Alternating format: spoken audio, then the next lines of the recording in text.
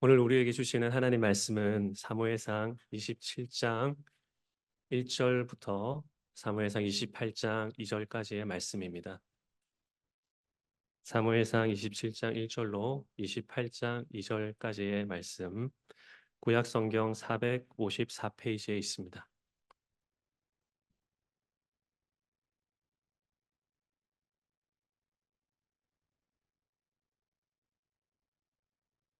사무엘상 27장 1절로 28장 2절의 말씀.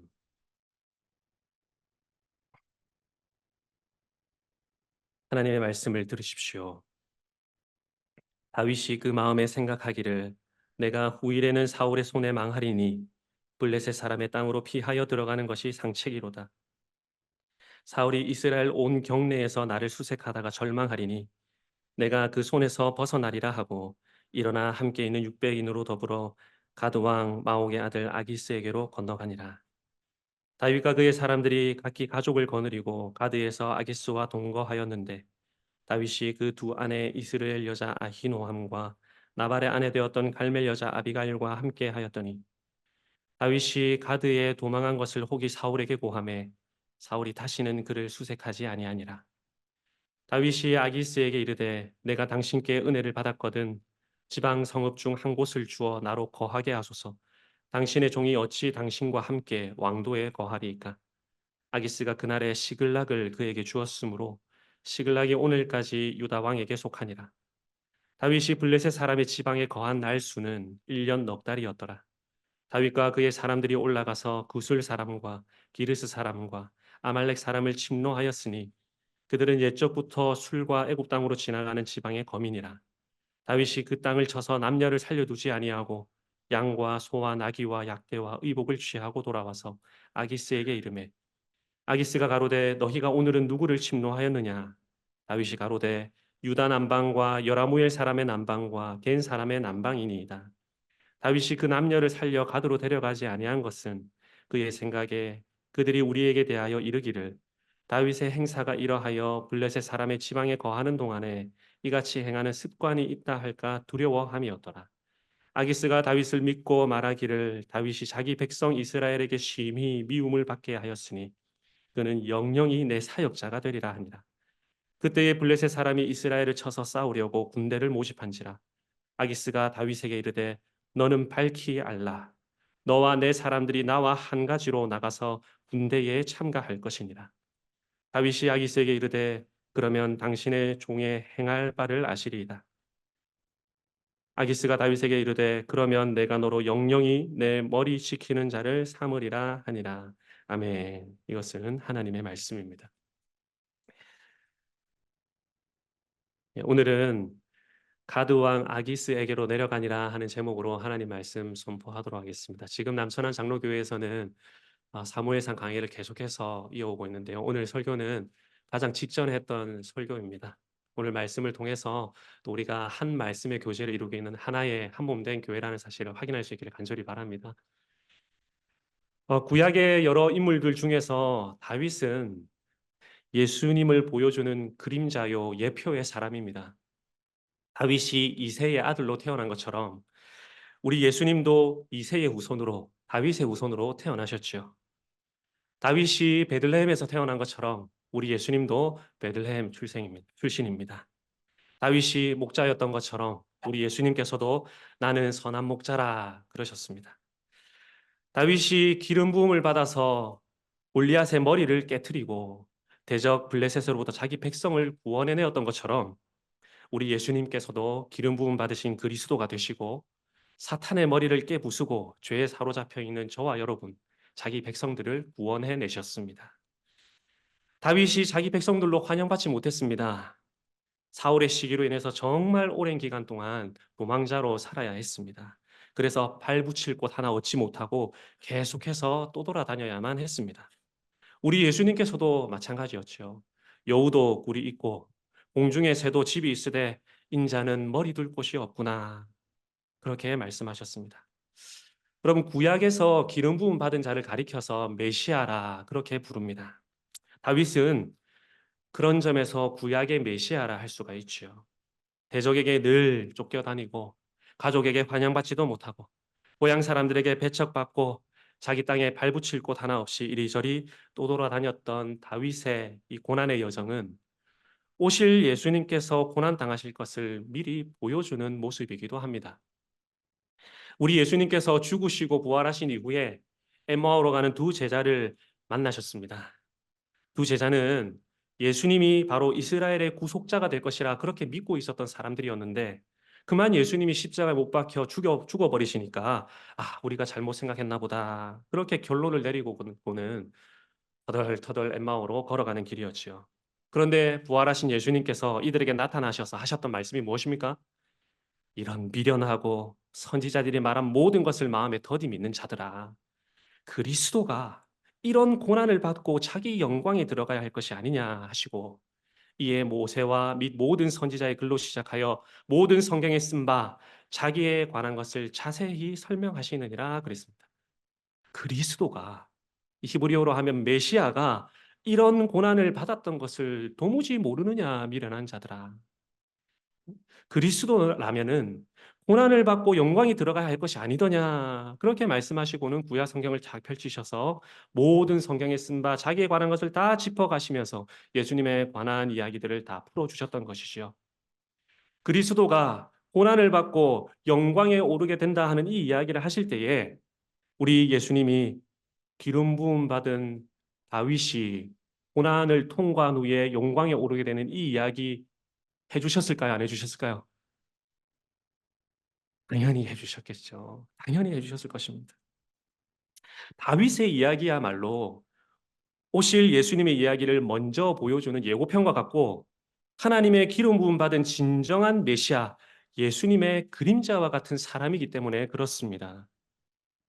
그러니까 당연히 그에 관한 이야기를 가지고 당신의 이야기를 하셨을 것입니다. 그래서 우리가 사무엘서를 읽을 때 특별히 다윗을요, 뭐 위대한 영웅이라거나 아주 뛰어난 백성의 리더로 볼 것이 아니라 하나님이 택하시고 기름 부어 세운 자로 구약의 메시아이지만 이 사람이 진정한 메시아 되시는 우리 예수님을 보여주는 자로 생각하면서 읽어야 하는 것입니다. 그런데요, 또 다른 한편으로 여러분 다윗은 한계가 많은 메시아일 뿐이지요. 하나님의 기름 부음을 받았고 구원의 일도 행했고 믿음의 결정도 하고 하나님의 마음에 흡족할 만한 아주 위대한 신앙의 면모를 가지고 있지만 그 역시 한 사람의 죄인일 뿐이고 한계가 많은 메시아일 뿐입니다. 그래서 때때로 이 다윗이 맞나 싶을 정도로 전혀 믿음이 없는 것 같은 그런 행동을 할 때가 있죠.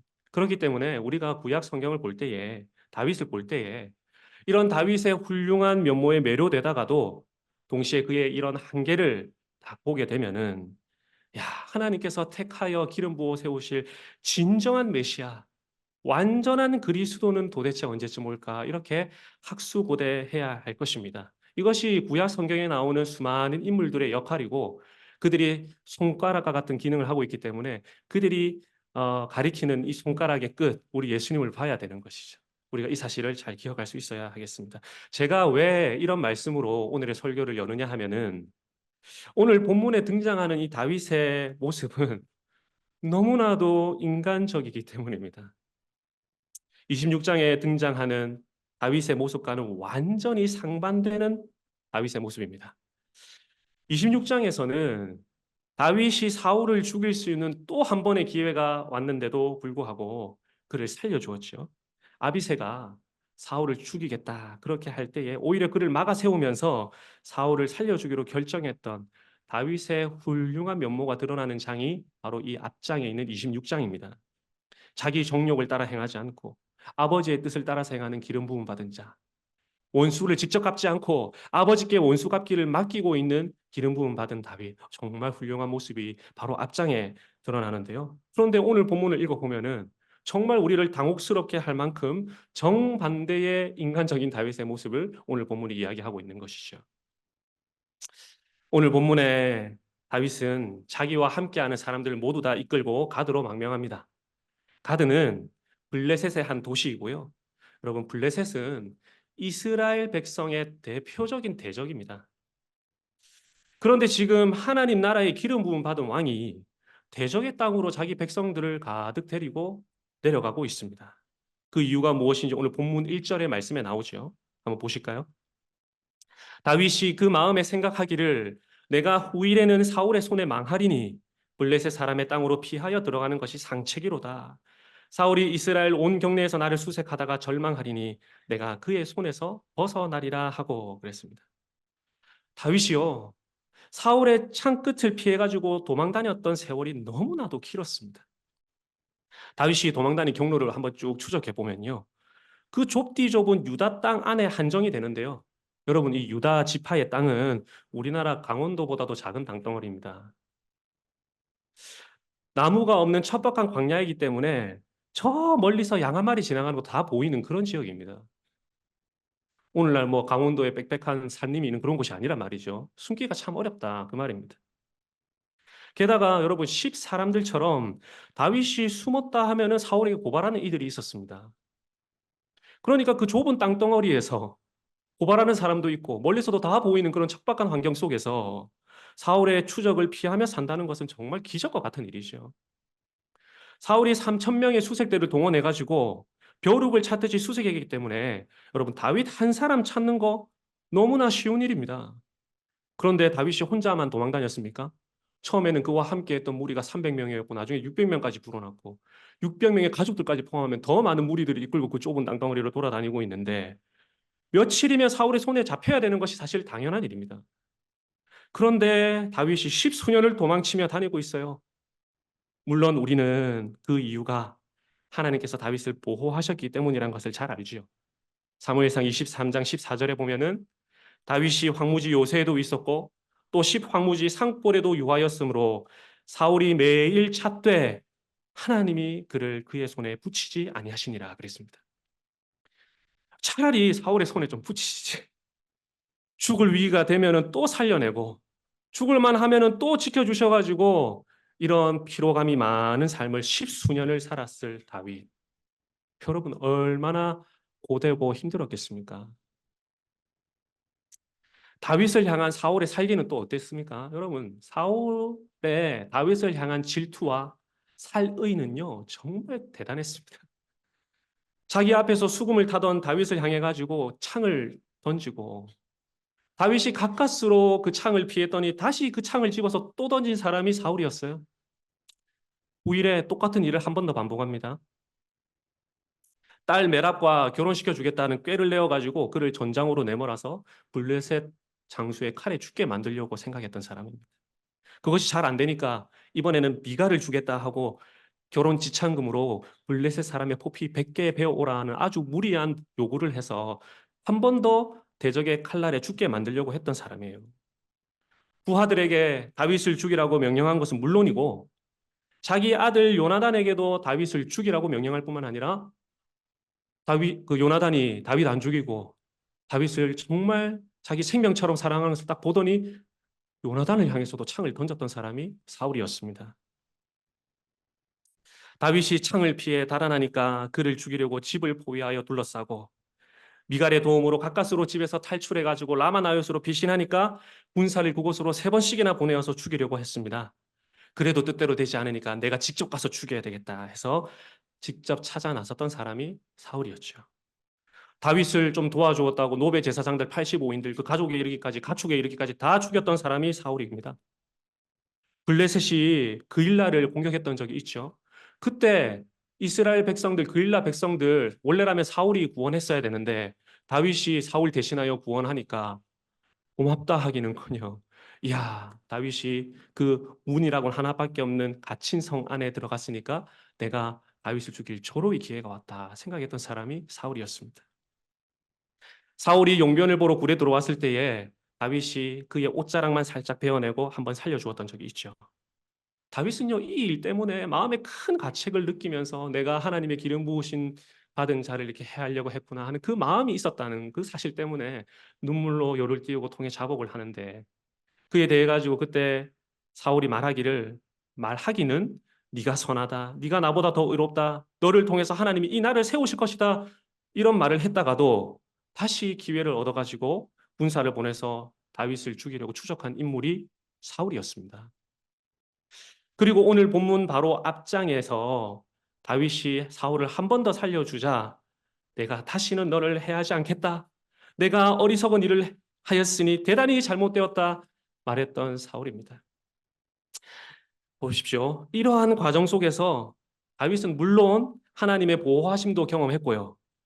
하나님께 답답한 마음을 토설하고 큰 위로를 받기도 했지만 이렇게 집요한 긴긴 사울의 살이를 경험한 다윗이 사울이 신뢰가 되었겠습니까? 여러분 같으면 사울의 말 믿을 수 있겠습니까? 내가 잘못했다. 내가 다시는 너를 죽이지 않겠다. 이 말 믿을 수 있으시겠습니까? 다윗이 느낄 현실의 피로감이라는 것은요. 가히 우리의 상상으로 다 짐작하기가 어려울 것입니다. 도대체 끝날 것 같지 않은 이 현실의 무게. 사울이 죽거나 아니면 내가 죽거나 둘 중에 하나라고 생각했을 다윗입니다. 그러니까 도무지 변할 것 같은 이 현실의 모습 속에서 다윗이 결국 인간적인 결정을 한 것이죠. 지금까지 믿음으로 계속 살아왔는데 현실이 너무 답답하고 변하지 않으니까 그랬던 것입니다. 그래서 그가 내린 결정이 바로 가드로 망명하는 것이었어요. 가장 현실적인 선택지. 지금 나에게 닥친 문제를 단번에 해결할 수 있는 방법. 그것이 바로 가드 왕 아기스에게로 건너가는 것이었습니다. 여러분 어떻습니까? 좀 다윗의 행동을 보니까 좀 공감이 되십니까? 내가 다윗 같아도 이런 결정할 수 있겠다 하는 좀 동정심이 생기십니까? 현실의 문제는 여전하고 극적 반전의 상황은 생길 것 같지 않을 때에 여러분은 어떤 결정을 하십니까? 우리가 때때로요, 믿음으로 살고 하나님의 뜻을 따라서 결정할 때가 많지만 일상의 그 지긋지긋한 현실이 전혀 변할 것 같지 않을 때에 우리는 인간적인 방법을 동원하고 싶을 때가 있습니다. 다윗도 딱 그랬던 것이죠.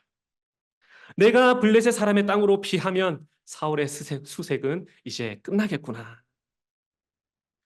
이 다윗의 판단은요, 너무나 인간적인 판단이었지만 사실 한편으로 따져보면 정말 합리적인 판단이었습니다.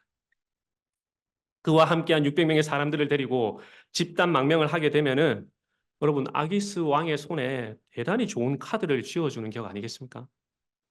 다윗은 지금 이스라엘의 유력한 차기 왕이고 또 이스라엘의 많은 여인들이 노래 불렀던 것처럼 사울이 천천히라면 다윗은 만만이라 그 정도로 싸움에 능한 용사인데 아기스가 자기 휘하에 그를 두면은 여러모로 이용 가치가 높지 않겠습니까?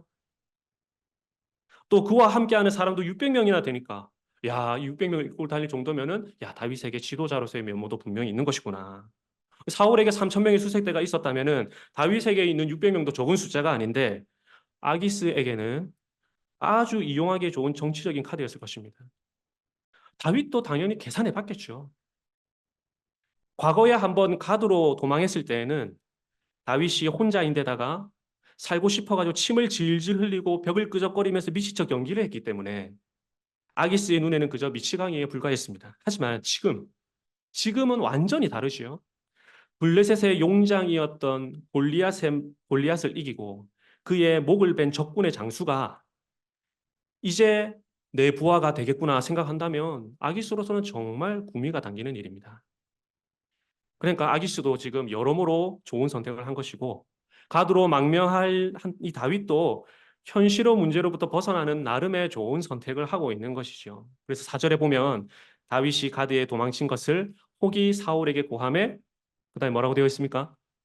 사울이 다시는 그를 수색하지 아니하니라. 보십시오. 지금 다윗의 뜻대로 이루어졌습니다. 지독했던 사울의 수색이 멈춰버렸습니다. 가드 왕이 시글락 성읍도 다윗과 그와 함께한 무리들에게 줍니다. 자기를 반겨줍니다. 아유, 진작에 이렇게 할 거를. 내가 왜 그렇게 믿음으로 살아가지고 숱한 고생을 했나. 이 정말 잘한 결정 아닙니까?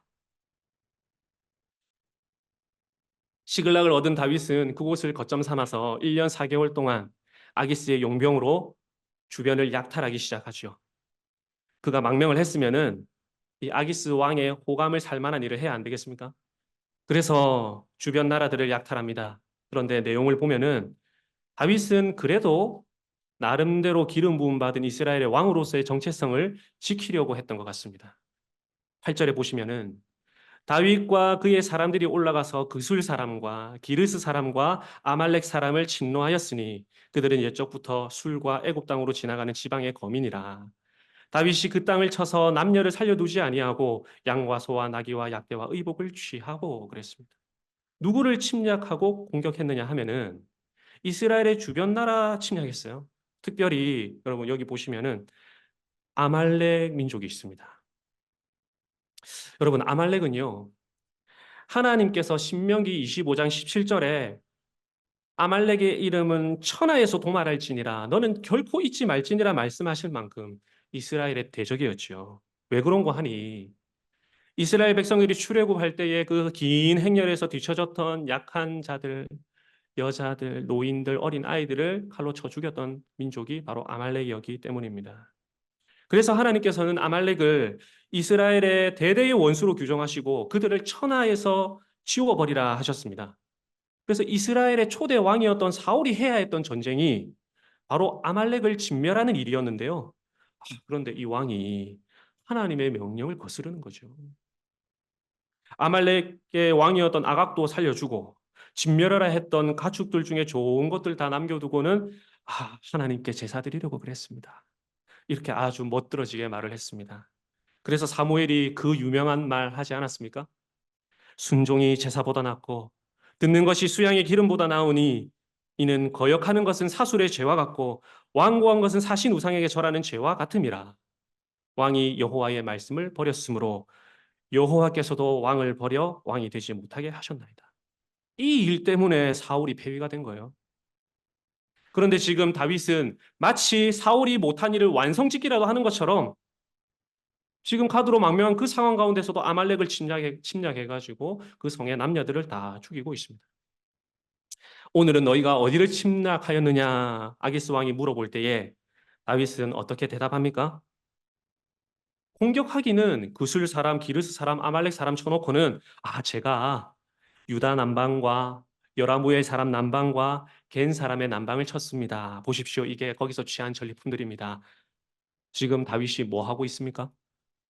에, 거짓말하고 있는 것이죠. 여러분 유다 남방은요. 유다 땅이고요. 여라무엘 사람의 남방을 쳤다 그랬는데요. 여러분 여라무엘은 다윗의 조상이었던 람의 후손입니다. 여러분 기억나십니까? 유다가 베레스를 낳고 베레스가 헤스론을 낳고 헤스론이 람을 낳고 람이 암미나답을 낳고 암미나답이 나손을 낳고 나손이 살몬을 낳고 살몬 보아스 오베디세 다윗 이렇게 이어지기 때문에 거슬러 올라가면은 자기 집안 사람이에요. 그러니까 내가 자기 집안 사람 유다 사람 땅 치고 돌아왔습니다. 그리고 여기 보니까 겐 사람의 남방을 쳤다 그랬는데요. 이 겐 사람 어떤 족속인지 혹시 기억이 나십니까? 모세의 장인이 속한 족속이었어요. 이스라엘 백성들이 출애굽할 때에 그들이 이스라엘 백성 잘 통과하도록 길을 열어준 사람들이었습니다.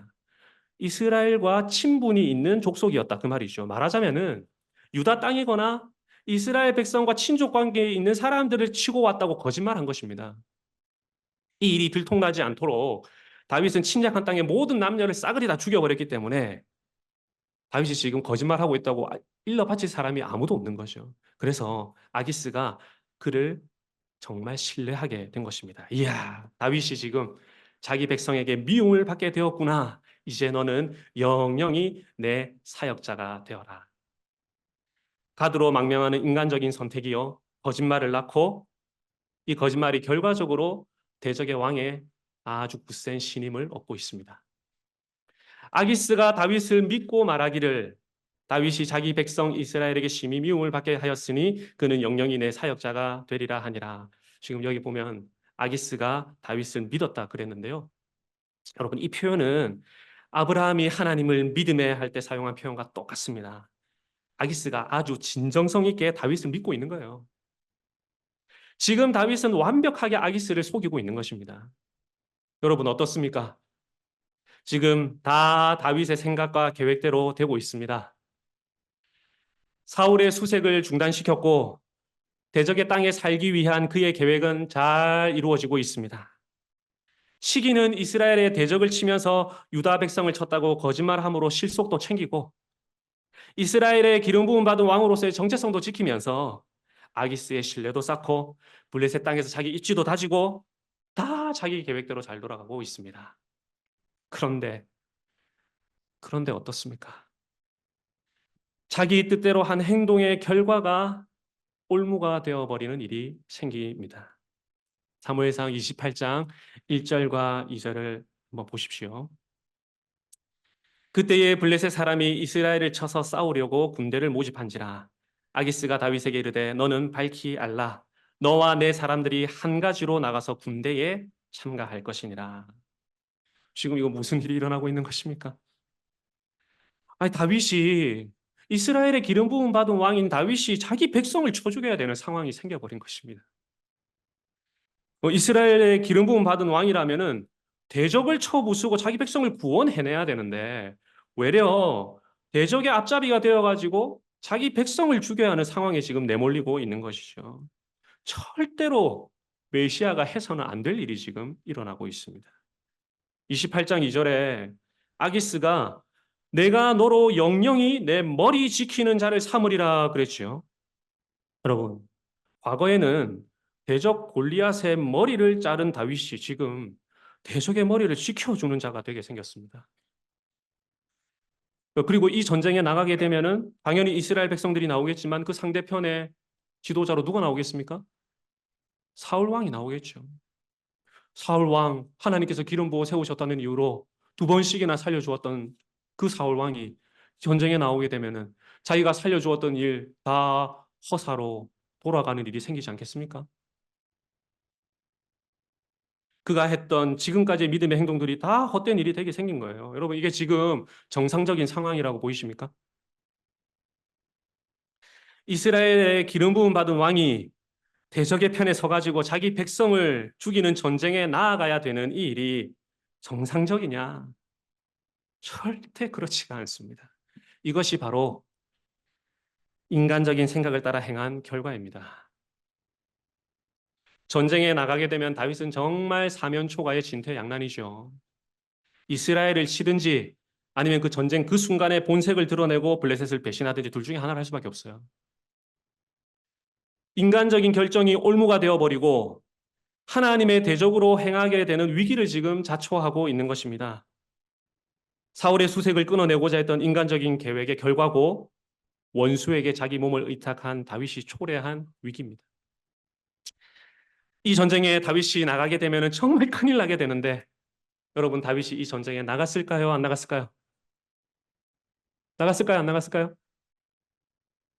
그것은 다음 설교를 들어야 하실 수가 있는데 결과적으로 다윗이 이 전쟁에 나가요. 그런데 하나님의 크신 간섭하심으로 전쟁에 출전하지 아니하고 돌아가야 되는 일이 생깁니다. 그래서 이 크나큰 위기를 이스라엘의 메시아가 넘기게 되는 것이죠. 여러분 보십시오. 다윗이 블레셋으로 망명한 것은 정말 분명한 불신앙의 모습입니다. 하나님은 여러 번 다윗을 보호해 주셨고요. 여러 가지 증표들로 하나님께서 다윗의 나라를 세우실 것도 확신하게 해주셨어요. 원수 사울의 입에서 하나님이 너를 통해서 이스라엘을 세우실 것이다. 그런 놀라운 말도 듣게 하셨고 더 전에는 아비가일을 통해 가지고 여호와께서 반드시 내 주를 위하여 든든한 집을 세우실 것이라는 말씀도 듣게 하셨습니다. 여러 증표들로 특별한 사건들로 하나님께서 다윗의 나라를 세우실 것이라 이렇게 확신하게 해주셨습니다. 이런 숱한 경험을 한 다윗이 블레셋 가드 땅으로 망명할 이유가 전혀 없어 보이지만 다윗은 그만 현실의 무게 앞에서 한순간에 와르르 무너져 내렸던 것입니다. 사울의 손에 망할 것이 두려워서 하나님의 보호하심을 망각해버리고 인간적인 선택을 한 다윗입니다. 사랑하는 성도 여러분, 우리도 인생을 살다 보면은 비슷한 경험 많이 하지 않습니까? 하나님이 동행하신다는 증거들이 너무 분명함에도 삶에 대한 염려, 돈에 대한 염려, 주거에 대한 염려, 내 자식 교육에 대한 염려, 안정된 생활에 대한 염려 때문에 우리는 인간적인 선택을 앞세울 때가 있습니다. 믿음을 가지고 잘 살다가도 도무지 해결될 것 같지 않은 이 현실의 문제에 반복해서 부딪히다 보면은 나는 이제 내 생각대로 살겠어. 이런 문제는 인간적으로 풀겠어 할 때가 있습니다. 우리에게는 누구라도 그런 연약한 모습이 있을 수 있죠. 이 앞에서 설교하는 저도 부끄럽지만 마찬가지고 여러분도 그럴 것입니다. 사람마다 살아온 환경이 다르고 사람마다 느끼는 삶의 무게가 다르고 각자가 신은 신발이 다른데 어찌 그 개인의 삶을 쉽게 판단할 수가 있겠습니까? 그래서 우리가 혹 인간적인 선택을 한다 하더라도 우리가 어느 정도는 이해해 볼 수 있을 것입니다. 하지만 한번 보십시오. 하나님께 늘 여쭤보고 하나님의 뜻을 따라서 늘 살았던 다윗이 인간적인 생각을 앞세운 그 행동의 결과가 무엇인지를 한번 보십시오. 그의 행동이 자초한 위기가 무엇인지 한번 주목해 보시기를 바랍니다. 자기 생각에서 비롯된 행동이 결국 그에게 올무가 되어버렸습니다. 사울이 두려워서 가드로 내려간 그 행동 때문에 다윗이 하나님의 백성을 죽일 수도 있는 큰 위기를 자초하고 있습니다. 잠언 29장 25절에 사람을 두려워하면 올무에 걸리게 되거니와 여호와를 의지하는 자는 안전하리라 그랬습니다. 사람을 두려워하면 올무에 걸리게 되거니와 여호와를 의지하는 자는 안전하리라.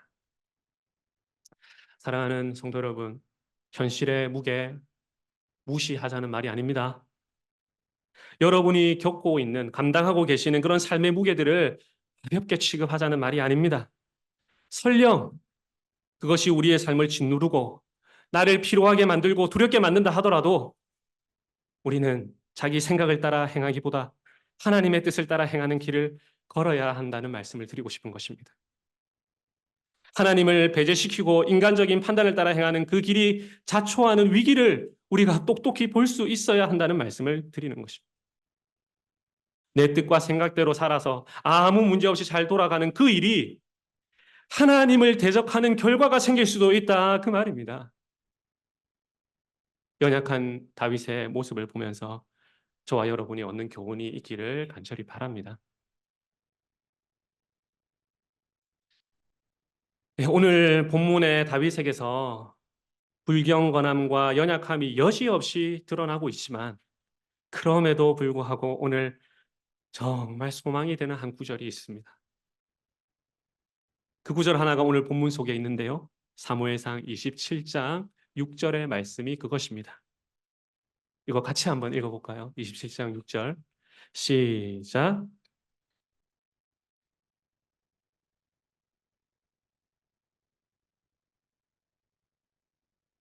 시글락이 오늘까지 누구에게 속하였다? 유다 왕에게 속하였다. 원래 유다 왕들에게 속하였느니라 이렇게 번역을 해야 바른 번역인데요. 이 단수로 번역된 것이 좀 아쉽습니다. 복수로 번역한다면은 사울, 다윗뿐 아니라 솔로몬과 그 이후의 왕들에 이르기까지 이 시글락이 이스라엘의 영토로 편입되었다는 뜻이겠죠. 여러분 원래 시글락은 여호수아가 유다 지파에게 분배해 주었던 약속의 기업이었습니다. 그런데 어찌된 영문인지 시글락이 지금 대적 블레셋에게 속한 땅으로 나오고 있습니다. 그런데 어떻습니까? 다윗이 유다 지파 안에서는 발붙이꿀 하나 얻지 못하여서 이곳저곳 수십 년을, 십수년을 도망치며 다녔는데 지금 다윗에게 하나님께서 원래 주시마 약속하셨던 땅이 주어지고 있습니다. 여러분 다윗이 사울을 두 번째로 살려주면서 뭐라고 말했느냐 하면은 오늘날 나를 쫓아내어서 여호와의 기업의 땅에 발붙이지 못하게 하는 자들에게 하나님이 저주하시기를 원하노라 그랬습니다. 약속의 땅에 머리 둘 곳도 발붙일 곳도 없어가지고 이 지긋지긋한 사울의 수색을 따돌리려고 인간적인 선택을 한 그 다윗에게 하나님이 지금 약속의 땅 시글락을 그에게 허락하고 계시는 것이죠. 시글락이 오늘까지 유다 왕에게 속하니라. 참 놀랍지 않습니까? 연약하고 나약해서 믿음과 전혀 상관없는 인간적인 선택을 할 때조차도 하나님께서는 그런 다윗을 생각하고 계시는 분입니다. 어제까지는 신령한 사람, 믿음의 사람, 경건한 사람으로 살다가 오늘은 현실의 무게에 부딪혀가지고 연약함을 여지없이 드러내고 너무나 인간적인 선택을 하더라도 하나님께서 그 선하신 섭리 가운데서 자기 백성을 생각하고 계시더라 그 말입니다. 그러니까요. 내가 잘할 때에만, 내가 믿음이 있을 때에만 하나님이 나를 사랑하시는 분이 아니라 삶의 힘에 겨워가지고 인간적인 선택을 할 때에도 하나님은 그런 연약한 존재가 당신의 백성이라는 사실을 잘 아시고 그를 위하여 일하고 계시는 분이다 그 말입니다. 우리가 아직 연약할 때에 기약대로 그리스도께서 경건치 않은 자를 위하여 죽으셨도다. 의인을 위하여 죽는 자가 쉽지 않고 선인을 위하여 용감히 죽는 자가 혹 있거니와 우리가 아직 죄인 되었을 때에 그리스도께서 우리를 위하여 죽으심으로 하나님께서 우리에 대한 자기의 사랑을 확증하셨느니라. 아멘. 하나님의 사랑이요 죄인을 향해서 나타납니다. 하나님의 사랑이 연약함 중에 나타납니다. 우리가 인간적인 생각과 판단대로 행하여서 큰 위기를 자초할 그때에도 하나님의 섭리의 손길은 보이지 않는 곳에서 자기 백성을 돌보시는 것입니다. 사랑하는 우리 성도 여러분들, 오늘 이 자리에 여러분 어떻게 앉아 계십니까? 어째서 흘러 이 장소, 이 자리, 이 의자에 지금 앉아 계십니까? 우리 사실 알고 보면 다 내 생각, 내 마음대로 살던 인생 아닙니까? 그런데 하나님이 간섭하시고 인도하시고 이런저런 도움의 손길 보내주시고 붙여주셔가지고 저와 여러분이 이 자리에 있는 줄 믿으시기를 바랍니다. 믿으시기를 바랍니다.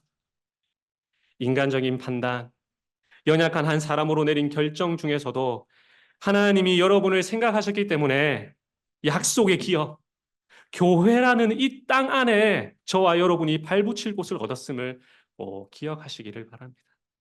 하나님이 그만큼 여러분을 생각하고 계시다 하는 분명한 증거입니다. 말씀을 맺겠습니다.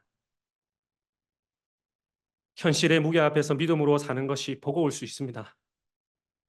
그때 우리는 인간적인 생각과 결정으로 올무에 사로잡히거나 큰 위기를 만날 수도 있습니다. 그렇지만 하나님의 은혜는 계속해서 여러분을 추적하고 계시다 하는 사실을 기억하시기 바랍니다. 자기 생각을 따라 살아가는 것, 때때로 우리가 연약해서 인간적인 결정할 수 있습니다. 그러나 결단코 그것을 정당화하지는 마시기 바랍니다. 그것이 가져올 위기를 기억하시면서 다윗과 같은 실수 다시 반복하지 마시기를 바랍니다. 하나님의 뜻을 따라서 그분께 묻고 행하는 삶을 계속하여 살아가는 광교 장로교 성도님들이 되시기를 간절히 바랍니다. 그리고 우리의 삶의 실패의 현장 가운데서도 선하신 하나님의 손길이 우리를 감싸고 있음을 끝까지 기억하시는 성도님들이 되시기를 성부와 성자와 성령의 이름으로 간절히 축원합니다.